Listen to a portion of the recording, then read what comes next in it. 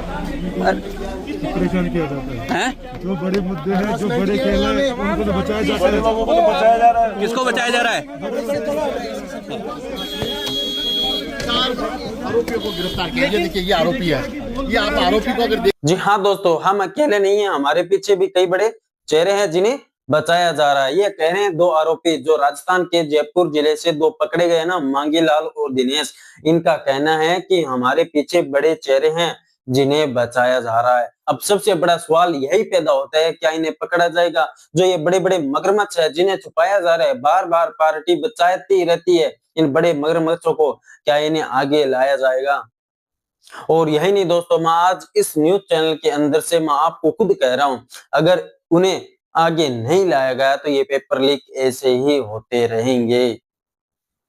क्योंकि आपको भी पता है दोस्तों, अगर इन मोहरों, ये दो चार पकड़े गए, इन मोहरों को बार बार घुमाकर इन्हें पेश किया जाएगा, इतने में देश की जनता भूल जाएगी कि कभी पेपर, नीट का पेपर भी लीक हुआ था क्या, बस भूल जाएगी। फिर क्या है, ये बड़े बड़े चेहरे छुप जाएंगे, इन्हें बचा लिया जाएगा, बस यही तो चल रहा है। और यही नहीं दोस्तों, राजस्थान के प्रदेश अध्यक्ष मदन राठौर जी का तो कहना है कि राजस्थान से तो इसका कोई लिंक ही नहीं है, और यहाँ तक कि दो पकड़े गए हैं और यही राजस्थान से पकड़े गए जो 30-30 लाख रुपए में पेपर बेचा करते थे।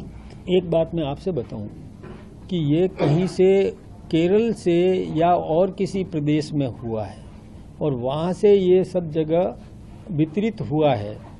बात आपकी सही है, परेशानी तो विद्यार्थी को कि दोबारा देना पड़ेगा, ये परेशानी उसकी है, लेकिन एनटीए को धन्यवाद देना चाहेंगे हम कि तत्काल फैसला ले लिया कि इमीडिएट तुरंत ही परीक्षाएं हो जाएगी, तो उसको कोई व्यवधान दूसरा नहीं होगा, केवल दोबारा परीक्षा देनी होगी।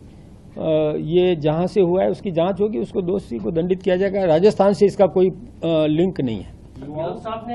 देखा दोस्तों किस प्रकार मदन राठौर जी का कहना है कि एनटीए वालों को धन्यवाद देना चाहिए। अरे मैं तो ये कह रहा हूँ, ये एनटीए वालों को तो बंदी कर देना चाहिए, इसका ये जो गठन कर रखा है इसको समाप्ति कर देना चाहिए, जो भविष्य के साथ बार बार खिलवाड़ किया जा रहा है।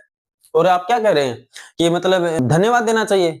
अरे उन 22 से 23 लाख बच्चों, युवाओं का भविष्य के साथ खिलवाड़ किया गया है ना, उनके जाकर पूछो, आपके बच्चे विदेश में पढ़ते होंगे, इनके बच्चे माँ बाप के सपने साथ में लेकर पेपर दिया करते हैं, ये क्या बात कर रहे हो? और यही नहीं दोस्तों, सरकार की तरफ से जो एनटीए है उनकी तरफ से कहना है कि री एग्जाम करवा लेंगे और री एग्जाम उसी सेंटर में होगा। और यही नहीं, उनका कहना है कि फीस नहीं लेंगे। फीस नहीं लोगे, चलो ठीक है।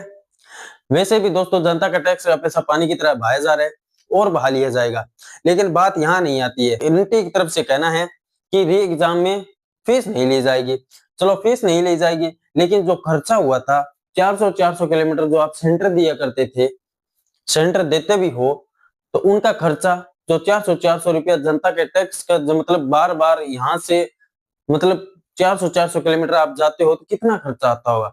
एक अगर यही नहीं, लड़का तो कहीं ना कहीं रेलवे स्टेशन पर रुक भी जाता होगा, लड़कियां क्या करती होगी, उनके साथ माँ बाप भी जाते होंगे, उनका कजन भी जाते होंगे, वो कहाँ रुकते होंगे? एक एक रूम का 1200 1500 रुपये देते हैं, उनका क्या होगा? उन खर्चों का क्या होगा?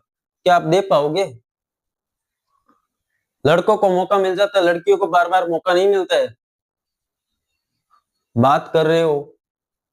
और यही नहीं दोस्तों, राजस्थान के विपक्ष की बात करें, राजस्थान के विपक्ष के अंदर तो दोस्तों ऐसा कौन सा भी नेता नहीं है कि रोड पर आए, युवाओं के लिए सड़क पर आके प्रदर्शन करे, आंदोलन करे, कुछ भी करे। ये एनटीए जो बार बार देश के युवाओं के भविष्य के साथ एनटीए नीट की परीक्षाओं के अंदर जिस प्रकार घोटाले कर रही है, इनके खिलाफ कोई भी नहीं आ रहा, बयानबाजी कर रही है।